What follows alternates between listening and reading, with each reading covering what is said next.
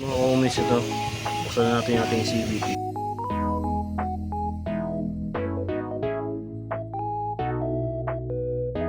Buksan natin natin CVT, yan, madumi na siya mga kumis. Yan, yan, papasin na natin itong bully set natin, tsaka torque thread lining.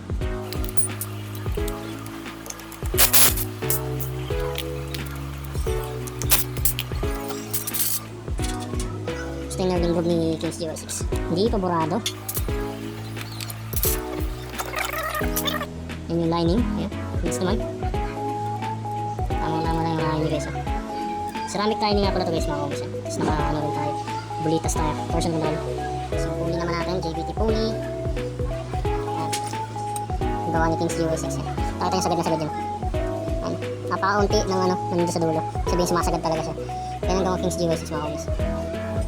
Yan. 8.8, 19.7 by 28.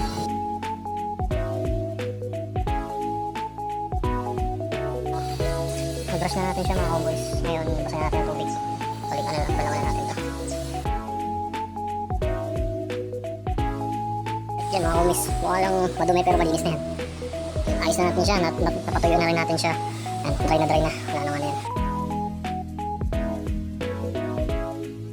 Alright mga cowboys, ito yung pulley natin. Backplate, slider pieces, pulley, bushing. Ito yung drive face, saka bola natin. Saka washer natin. Yan, full washer. Mga kumis na nalinis na natin yung ating CVT. Kailangan na natin patuyuin ito. Wala tayong basahan na extra. Dito na siya, malinis na yan. Let's go, patuyuin lang. Tapos na tayo sa pulley set natin. Let's go dito sa ating clutch assembly and lining. Linisin natin to. Let's tore apart this shit.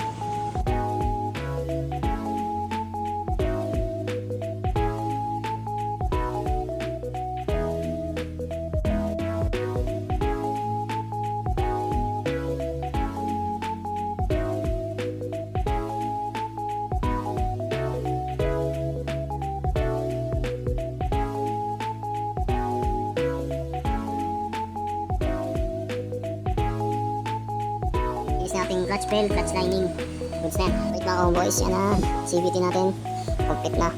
Bali, ayusin na lang natin siya. Ito uunahin natin yung sa torque drive natin kasi kailangan garaante. Gawin na natin to.